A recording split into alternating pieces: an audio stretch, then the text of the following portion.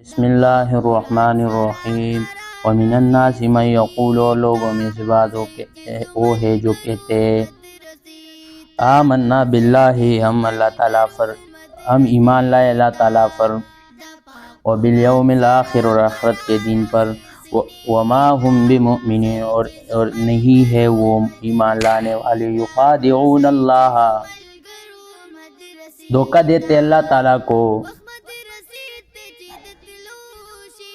والذین آمنوا، ان لوگوں کو جو ایمان لائے، وما یخادعون الا انفسهم، اور نہیں دھوکہ دیتے مگر اپنی جانوں کو، وما یشعرون، اور شعور نہیں رکھتے، فی قلوبہم مرض، ان کے دلوں میں بیماری، فزادہم اللہ مرضا، پس زیادہ کر دیا اللہ تعالیٰ نے ان کی بیماری کو، وَلَهُمْ عَذَابٌ عَلِيمٌ، اور ان کے لیے عذاب ہوگا دردناک، بما كانوا يكذبون، اور اس وجہ سے کہ وہ جھوٹ بولتے، اذا قیل لهم واذا قیل لهم، اور جس وقت کہا جاتا ہے ان کو، لا تفسدوا فی الارض، ناپسات مچاؤ زمین میں، قالوا، کہتے انما نحن المصلحون، پختہ بات ہے ہم تو اصلاح کرنے والے ہیں، الا انہم، خبردار بے شک وہ، ہم المفسدون، وہی ہے فساد کرنے والے، ولکن لا یشعرون، لیکن ان کو شعور نہیں ہے،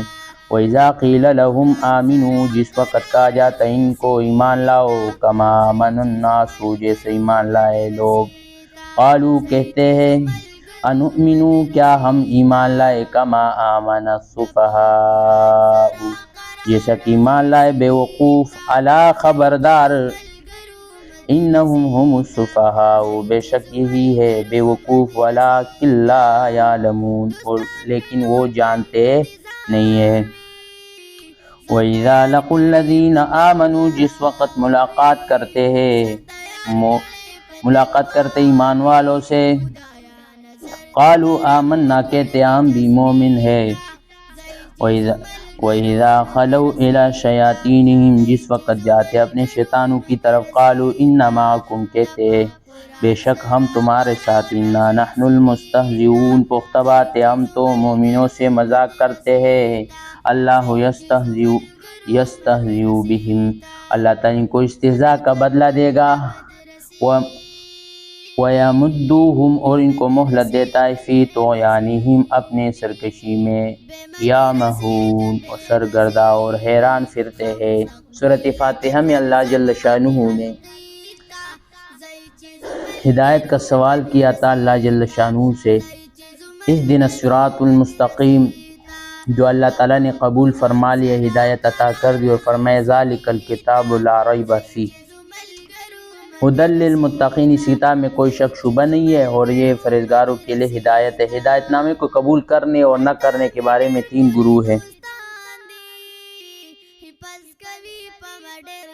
ایک جو دل سے تسلیم کرتے، زبان سے اقرار کرتے ہیں، اولئک ھم المفلحون تک ان کا ذکر تھا۔ دوسرا گروہ وہ ہے جو نہ تو زبان سے اقرار کرتے اور نہ دل سے تسلیم کرتے، ان الذین کفروا سے لے کر ولہم عذاب عظیم تک ان کا ذکر تھا۔ تیسرا گروہ جو زبان سے اقرار کرتا ہے لیکن دل سے تسلیم نہیں کرے، جس کو شریعت کے اصطلاح میں منافق کہتے ہیں، وَمِنَ النَّاسِ مَن یقول سے لے کر اِنَّ اللَّهَ عَلَىٰ كُلِّ شَيْءٍ قَدِیرٌ تک ان کا ذکر ہے۔ منافقین کے دو طبقے، فقہاء کرام، محدثین اعظام، مفسرین کرام رحمہ اللہ تعالی علیہ فرماتے ہیں کہ نفاق کی دو قسمیں، ایک نفاق اعتقادی ہے اور دوسرا نفاق عملی ہے۔ اعتقادی منافق وہ ہوتا ہے جو دل سے بالکل تسلیم نہیں کرتا، یعنی ان کے دل میں بالکل ایمان نہیں ہوتا، لوگوں کو دھوکہ دینے کے لیے کہتے کہ میں مومن ہوں۔ یہ منافق کافر اور مشرک سے بھی بدتر اور خطرناک ہوتا ہے، اس لیے اس کی سزا بھی سب سے زیادہ سخت ہوگی۔ اللہ تعالیٰ فرماتے ہیں ان المنافقین فی الدارک الاسفل من النار، بے شک منافق دوزخ کے سب سے نیچلی طبقے میں ہوں گے، جو سب سے زیادہ سزا والا طبقہ ہے۔ دوسرا نفاق عملی ہے۔ عملی نفاق اسے کہتے ہیں کہ اس کے دل میں ایمان ہے، ایمان موجود ہوتا ہے مگر عمل منافقوں والے ہوتا ہے۔ حضور صلی اللہ علیہ وسلم نے عملی نفاق کے 4 علامتیں بیان فرمائی ہے۔ جس شخص میں یہ علامت ہوگی وہ 1 درجے کا منافق ہوگا، جس میں 2 علامتیں ہوں گے 2 درجے کی، جس کی 3 اور 4 اس طرح وہ منافق ہوگا۔ جس میں 4 علامتیں پائی گئی کان منافقا خالصا، وہ پکا منافق ہے۔ ہمیں خالی ذہن ہو کر ٹھنڈے دل سے سوچنا چاہیے کہیں ان میں سے علامت ہمارے اندر تو نہیں، اگر ہے تو بہت بری بات ہے۔ علامتیں کیا ہے؟ فرمائے اذا حدث کذبا، جب بات کرے تو جھوٹ بولتا ہے، جب بات کرتا ہے تو جھوٹ بولتا ہے۔ یہ منافق کی پہلی علامت ہے۔ جھوٹ کسے کہتے ہیں؟ ہر وہ بات جو واقعے کے خلاف اور شریعت کی اسے جھوٹ کہتی ہے۔ اب ہمیں اپنے گریبانوں میں چانک کر دیکھنا چاہیے کہ ہم نے کبھی زندگی میں جھوٹ تو نہیں بولا، اگر بولا ہے تو ہمیں اپنے آپ کو 1 درجے کا منافق سمجھنا چاہیے، کیونکہ حضور صلی اللہ علیہ وسلم کا فرمان بالکل حق اور سچ ہے۔ اور ابو داؤد شریف میں روایت ہے کہ رسول اللہ صلی اللہ علیہ وسلم ایک جگہ تشریف لے جا رہے تھے کہ حضرت اسماء بنت یزید رضی اللہ تعالی عنہ بڑے بلند پائے کی صحابیہ ہے، ان کا بچہ بچوں میں کھیل رہا تھا، ان کو اپنے بچے سے کوئی کام تھا، اس کو بلایا وہ نہ آیا۔ بچوں کو کھیل پیارا ہوتا ہے، بار بار بلانے کے باوجود جب وہ نہ آیا تو انہوں نے کہا کہ آؤ میں تمہیں کوئی چیز دوں گی۔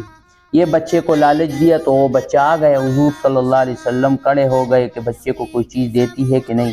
پھر فرمایا میں اس کو کچھ چیز دے دو تاکہ تم جھوٹ سے نکل جائے، اگر نہیں دیں گے تو یہ تیرا جھوٹ ہوگا۔ یہ مسئلہ اچھی طرح یاد رکھنا چاہیے کہ خصوصاً عورتوں کو یہ بچوں کو لالچ دیتی ہے مگر دیتی کچھ بھی نہیں ہے، یہ جھوٹ ہے۔ اور وہ چیز بھی ہو جو اس سے بچے مطمئن ہو، ریت مٹی نہ ہو، اس طرح جھوٹ سے نہیں نکلو گے۔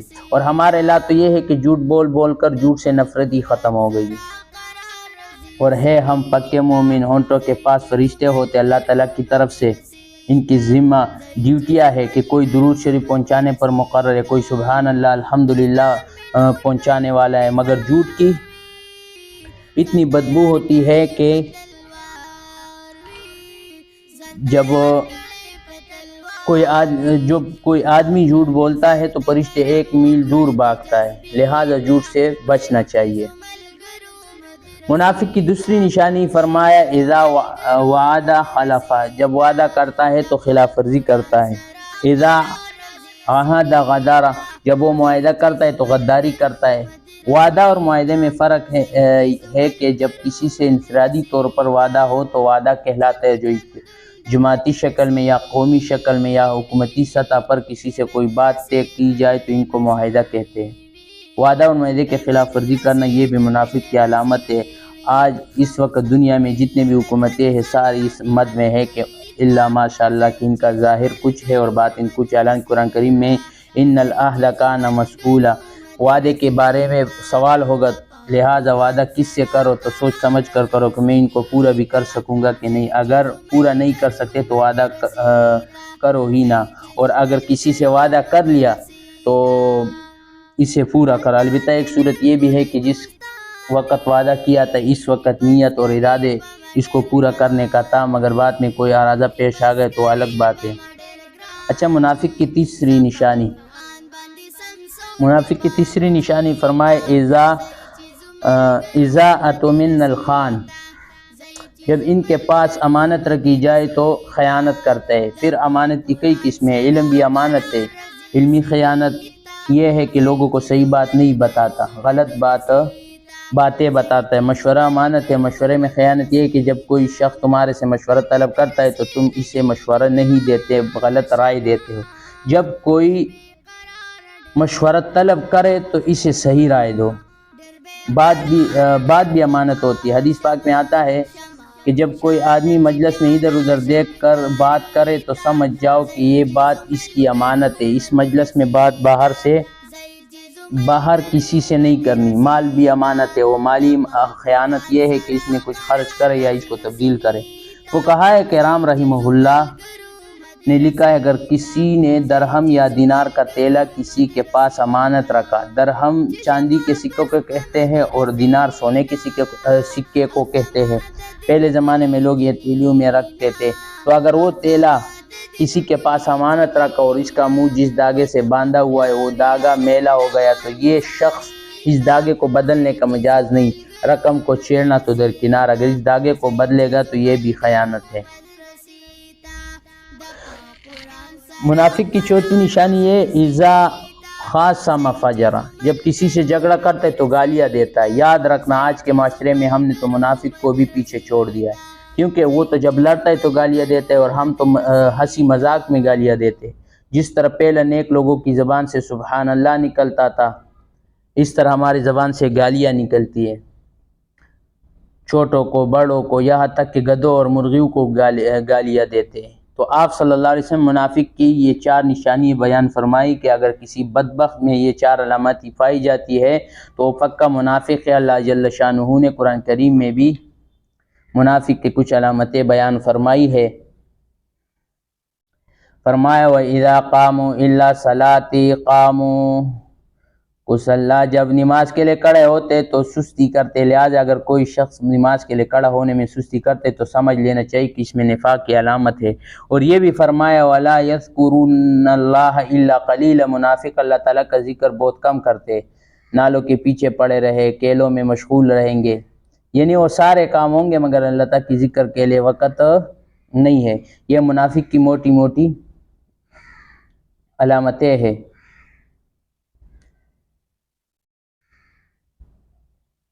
چار حدیث شریف میں، اور یہ بخاری اور مسلم کی حدیث ہے، اور 2 علامتیں قرآن مجید میں بیان کی۔ اپنے اپنے گریبانوں میں چانک کر دیکھ لو، اللہ تعالیٰ کرے کہ ہم میں سے کسی میں یہ علامت نہ ہو۔